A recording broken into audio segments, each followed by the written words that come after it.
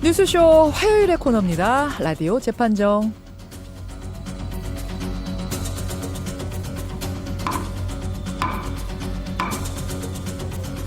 뉴스쇼가 논란이 되고 있는 이슈나 인물을 재판정 위에 올려놓죠. 그럼 여러분이 변론을 들으시면서 배심원 자격으로 판결을 내려주시면 되는 코너입니다. 라디오 재판정. 오늘도 두 분의 변호인 모셨어요. 백성문 변호사님 어서 오십시오. 네, 안녕하세요. 백성문 변호사입니다. 아니 무슨 사고를 치셨길래 막 실시간 검색어 1위에 오르고 깜짝아. 그러니까요. 제가 참 그렇게 됐습니다. 결혼 발표를 이렇게 요란하게 하셨어요. 저는 절대 요란하게 하지 않았고요. 그냥 청첩장만 좀 보내드린 것뿐이었는데 뭐 연예부 기자분들도 그러셨어요. 또 보냈더니 이제 기사를 하나 아유, 내주신 거고요. 축하드립니다. 축하드립니다. 그러다가 참 예. 당황스러웠습니다.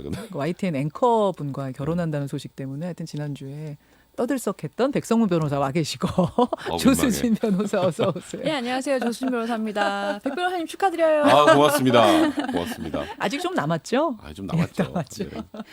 이 두 분과 함께 하여튼 기분 좋게 시작하는 라디오 재판정. 오늘 본 주제 들어가기 전에요.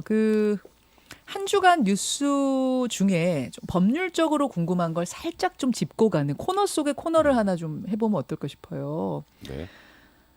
저희 이 코너의 담당자인 박선영 PD가 네. 백조 법률 상담소 이렇게 백조. 이름을 좀 괜찮네요. 어디 한 70년대에 있음직한 네, 그러니까요. 백조 법률 상담소에서 우아한데요? 잠깐 짚고 가자면 뭐냐면 최순실 씨가 옥중에서 자신이 네. 소유했던 그 빌딩, 그 유명한 그 빌딩 네. 126억 원에 팔았습니다. 그러면서 양도세 19억 원이 나왔는데 이걸 내지 않은 혐의로 네. 검찰의 수사를 받고 있고 그 와중에 딸 정유라 씨가 압수수색을 당하고 네. 나 인권유린 당했어라고 또 세상에 이걸 알리고 뭐 네. 이러면서 굉장히 논란이 됐단 말이에요. 네, 지금 일단 126억의 그 건물을 팔았다. 예. 그럼 뭐 최순실 씨 명의니까 최순실 씨 뭐 대리인이 팔았겠죠. 예. 그럼 그걸 팔았으면 우리가 보통 처음에 샀을 때하고 나중에 팔 때 그 차이를 기준으로 해서 양도소득세를 책정을 하죠. 양도소득세가 이제 19억이 책정이 됐는데 예. 그 19억은 사라졌어요. 그리고 일단 지금 최순실 씨도 지금 추징보전 처분이라고 해서 벌금 200억에 뭐 72억이었나요? 예. 그거 추징 보전 처분이라고 해서 딱 묶어놔서 그 부분에 대해서는 건들지 못하겠는데 그러니까 이 72억은 냈더라고요. 이건 냈어요. 그걸 풀어야 이제 되니까. 아하. 그걸 내고 나머지 현금이 그러면 한 40억에서 50억 정도가 될 텐데 네. 최순실 씨 지금 감옥에 있잖아요. 예. 거기에다 숨겨놓지 못하잖아요. 그렇죠. 그럼 누가 숨겼을까요? 딸한테 숨겼을 거다. 그러니까 결국은 그리고 또 옥중 편지 관련된 내용에서도 뭐 얼마 정도는 너한테 갈 거다라는 내용이 있었잖아요. 그게 뭐 자세하게 하면 또 이것도 문제가 된다고 하더라고요. 예. 이 지금 내용 관련해서. 그래서 그렇다면 당연히 그 판매하는 과정에서 최순실 씨의 비서 그다음에 지금 문제가 되는 정유라 씨가 연관이 돼 있을 가능성이 많으니 그러면 이걸 사실관계를 확인하기 위해서 통화 내역을 확인해야 되니 정유라 씨의 휴대폰을 압수수색을 하면서 그때 논란이 됐던 겁니다. 그렇게 된 거군요. 근데 조 변호사님, 예. 아니 부동산을 사고 팔고 하면서 양도세를 안 낼 수도 있는 거예요? 예, 그러니까 양도소득세가 신고납부로 돼 있어요. 그러니까 양도소득세를 파신 분들이 자기가 처음 살 때 건물값하고 팔았더니 얼마 소득이 났어요. 예. 계산해서 내게 돼 있기 때문에 그래서 자율납부. 그렇죠. 그래서 나중에 안 내면은 가산세를 내고 이런 식으로 또 그게 또 5억이 넘어가면은 조세범처벌법으로 처벌하고 돼 있는데 그래서 뭐 다운계약서 이런 것도 쓰지 않습니까? 그 양도소득 줄이기 위해서. 맞아요. 이 사건도 지금 그런 사건인 아니 거죠. 근데 다른 사람도 아니고 최순실 씨가 그 국정농단 사태 내내 화제가 됐던 그 빌딩을 팔았는데 양도세 예. 안 내고도 넘어갈 수 있을 거라고 생각했다는 게 저는 너무 이상하더라고요. 이해가 안 가더라고요. 참 대범하기도 하고. 예. 그 정유라 씨의 주장. 내가 셋째를 낳고 입원해 있는 상황에서 예. 갑자기 검찰이 들이닥쳐서 압수수색을 했다. 옷도 제대로 입지 않았는데. 그러면서 인권유린이라는 주장에 대해서는 검찰이 반박자로 내놨죠. 네, 그러니까 지금 정유라 씨는 이제 셋째를 낳고 또 다른 수술을 하는 과정이어서 예. 몸이 굉장히 안 좋았고 병실에서 그래서 옷도 제대로 갈아입기 힘든 상황에서 소위 말해 검찰 수사관들이 들이닥쳤다라는 거예요. 이게 주장이에요. 네, 그게 이제 정유라 씨의 주장인데 네. 검찰은 전혀 아니다. 일단 정유라 씨 측은 아니 우리 병원에 있는 거 어떻게 알았어? 이것부터 시작이었어요. 근데 그거 병원에서도 개인정보니까 안 알려줘요. 그래서 이제 정당하게 또 영장을 받아서 그래서 병원에서 호수를 확인하고 그리고 앞에서도 여성사관과 대동을 해서 충분히 고지하고 압수수색 과정에서 변호인도 있었기 때문에 예. 무슨 인권유린이랑 전혀 상관없다. 우리는 그냥 절차대로 했을 뿐이다. 뭐 또 이렇게 평행선을 걷고 있는 거죠. 그리고 여성 수사관이 들어가가지고 그렇죠. 뭐 압수수색했다 이런 얘기들을 내놨더군요. 알겠습니다. 하여튼 화제가 됐던 이 문제 잠깐 짚어봤고 오늘의 주제로 본격적으로 들어갑니다. 자, 먼저 제가 주제 외치죠. 레깅스를 입은 여성의 하체를 몰래 촬영했다면 이른바 레깅스 몰카입니다. 이것은 무죄인가 유죄인가 이겁니다. 자, 백 변호사님 네. 무슨 일이에요 이게? 이 버스에서 레깅스를 입은 여성의 하반신을 몰래 찍은 남성이 있었는데 예. 1심에서는 유죄가 나왔어요. 이거는 몰카다 쉽게 말해서. 어허. 그래서 벌금 70만 원에 성폭력 치료 프로그램 24시간 이수 명령이 나왔는데 항소심에서 무죄로 판결이 바뀐 겁니다.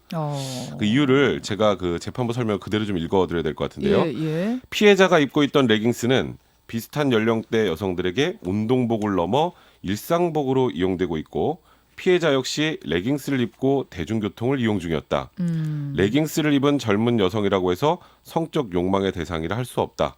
원심이 유죄라 한 것은 촬영한 신체 부위가 성적 욕망 또는 수치심을 유발할 수 있는 부위인지에 대한 법리 내지 사실을 오인한 것으로 보인다. 그러니까 1심이 잘못 판단했다라고 결론 낸 겁니다. 조 변호사님, 예. 일단 두 분의 입장 확인할게요. 유죄, 무죄 어느 쪽으로 보십니까? 저는 유죄이고 처벌돼야 된다고 봅니다. 유죄다. 몰카 예. 촬영 유죄다. 처벌해야 된다. 이렇게 생각하시면 조변, 유죄, 처벌 이렇게 보내주시면 되고요. 백 변호사님. 잘못한 건 맞죠. 하지만 이게 민법상 뭐 불법행위가 될 수는 있을지언정 형사상 처벌 대상은 안 된다라는 겁니다. 형사상으로는 무죄다. 네. 뭐 이렇게 백변 이렇게 보내주시면 되겠습니다. 50원의 단문, 100원의 장문 유료 문자 샵 1212 카톡 레인보우까지. 조 변호사님, 예. 유죄라고 확신하세요? 예, 저는 처벌돼야 된다고 봅니다. 처벌 받아야 된다. 예, 예. 왜 그렇게 생각하십니까? 왜냐하면 사실 이 사건의 본질이 이제 어제 굉장히 이 판결 때문에 뜨거웠어요. 뜨거웠는데요. 몰카라는 거예요. 몰카. 몰래 찍었다는 겁니다. 그러니까 지금 무죄가 난 이유를 조금 더 이렇게 보도된 걸 보면은 예. 그 여성의 레깅스 자체가 레깅스만 입고 있었던 것은 아니고 레깅스 위에 약간 살짝 엉덩이를 살짝 덮는 자, 여러분 상상해 예. 보세요. 이거는 뭐 재판을 위한 상상입니다.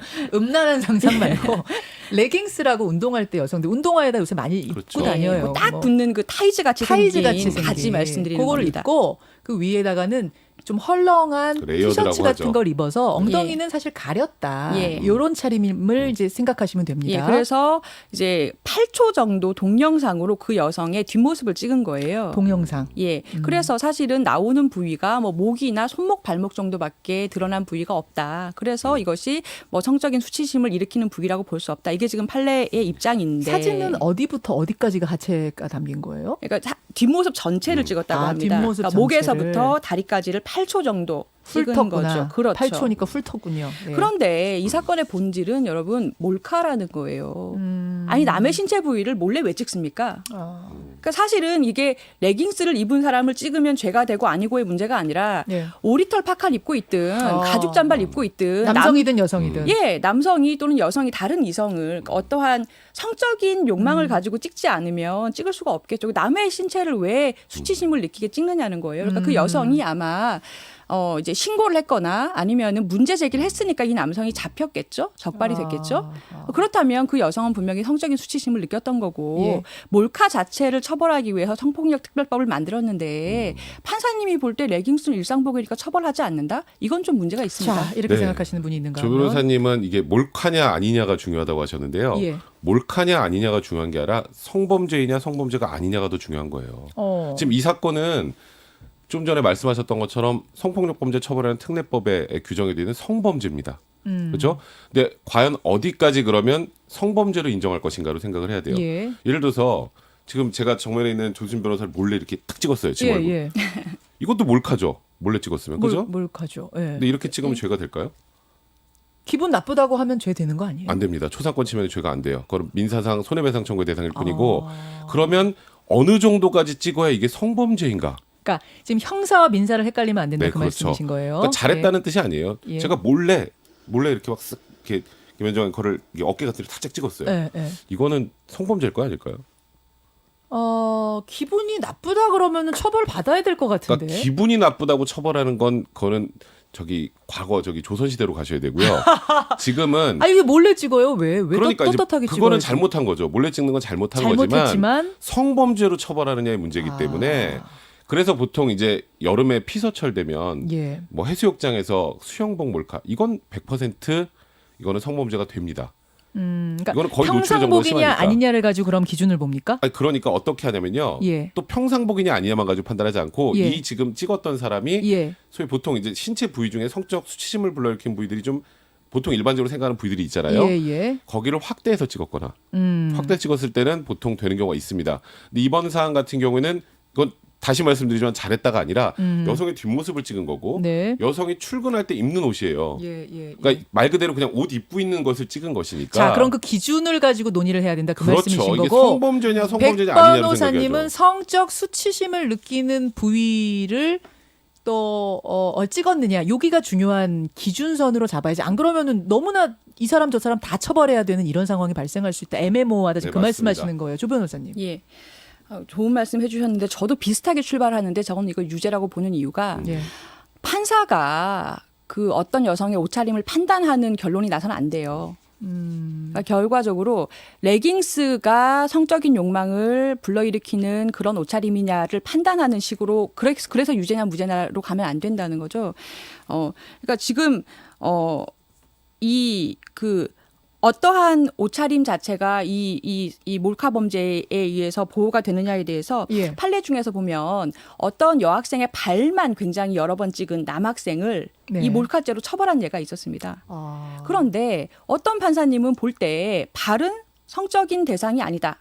성적으로 수치심 느끼는 부위가 아니다 해서 무죄가 나고 네. 어떠한 판사님은 레깅스니까 이거는 문제가 없다라고 해서 무죄가 나고 이런 식으로 구성 요건을 해석할 때 이 범죄 자체가 여성에 대해서 몰카를 찍는 것을 보호해주기 위해서 만든 규정인데 카메라로 네. 성적 욕망 또는 수치심을 유발하는 사람의 신체를 찍을 때 처벌한다라는 게 그런 규정인데 판사의 주관적인 판단에 따라서 이런 것은 성적인 수치심을 유발하지 않고 이런 식으로 해석이 돼서는 안 된다는 근데 거죠. 일반적인 객관적 기준을 만들어야죠. 그걸 안 만들고 그냥 이 정도면 여성이 이렇게 느끼겠네라고 해서 판단하면 오히려 원님 재판이 됩니다. 그래서 그러니까 예를 들어서 이런 거예요. 지금 그냥 똑같은 기준을 생각해 볼게요. 그냥 이렇게 정장을 입은 이제 여성이 길을 걸어갑니다. 예.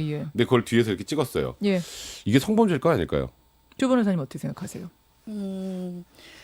그 사람이 이렇게 생각을 해보면 좋을 것 같아요. 이 여자분을 8초 동안 동영상으로 찍었어요. 지금 네. 말씀하신 사례도 마찬가지인데 왜 찍었을까를 상상을 해봐야 됩니다. 그죠? 근데 아는 사이예요? 아니에요. 레깅스 회사 직원이에요? 디자인 보려고요? 제가 조금 전에 예. 말씀드렸던 건 정장을 입고 지나가는 여성을 찍은 예, 거가 정장을 입고 성범죄냐고요. 그러니까 이것을 여러 가지 사정을 고려해야 된다는 말씀을 네. 드리는 건데 그 옷 자체를 판사가 판단해서는 안 되고 정장이니까 이건 죄가 안 돼. 이건 굉장히 너무 단순하게 보는 것이고 그 정장 입은 여성을 남성이 왜 찍었는가의 상황을 봐야 된다는 거죠. 예. 그래서 그 상황을 볼 때 네. 이것은 어떤 사람은 발을 볼 때도 성적인 욕망을 일으킬 수가 있고 예. 어떤 사람은 정장을 입은 여성을 볼 때도 그런 성적인 욕망을 일으킬 수가 있어요. 성적 수치심의 부위라는 건 사람마다 다 다르다. 그렇죠. 혹은 성적 욕망을 느끼는 부위도 다 다르다. 예, 제가 그 포인트를 말씀드리는 거예요. 그래서 네. 이 남성이 그 여성을 얼마 동안 어떤 앵글로 얼마나 찍었는가를 봐야 되는데 네. 이 레깅스 사건의 경우는 8초를 세보세요. 굉장히 깁니다. 네. 동영상으로 그 여성의 뒷모습을 쭉 8초를 찍었다는 거예요. 네. 왜 찍었는가를 상상을 해보면 그거는 본인이 성적 욕망을 충족시키려고 찍었다고밖에 볼 수가 없고 그러면 피해자를 보호해 줘야 된다는 거죠. 그러니까 피해자 보호는 민사로 보호를 해야죠. 이런 사안은. 그러니까 성범죄냐 아니냐를 가지고 판단해야 되는 것이기 때문에 아까 뭐 예를 들어서 사람마다 성적 수치심을 느끼는 부위가 다르다. 근데 얼굴을 몰래 찍었어요. 예를 들어서 누군가 얼굴 몰래 찍으면 초상권 침해라고 하잖아요. 이건 형사처벌 예, 대상 예. 아닙니다. 그죠? 예.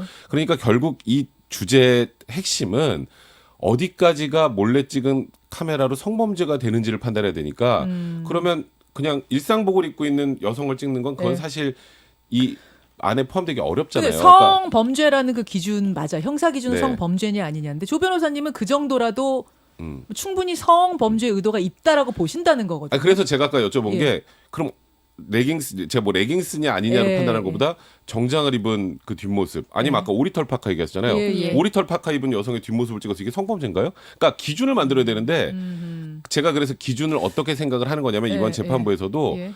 일상적으로 생활할 때 입는 옷 예. 그러니까 레깅스는 요즘에 거의 일상화된 운동복이고 심지어 엉덩이까지 다 그 티셔츠 정도로 가리고가 있는 그런 것을 찍은 것까지 성범죄로 보기는 어렵다는 거예요.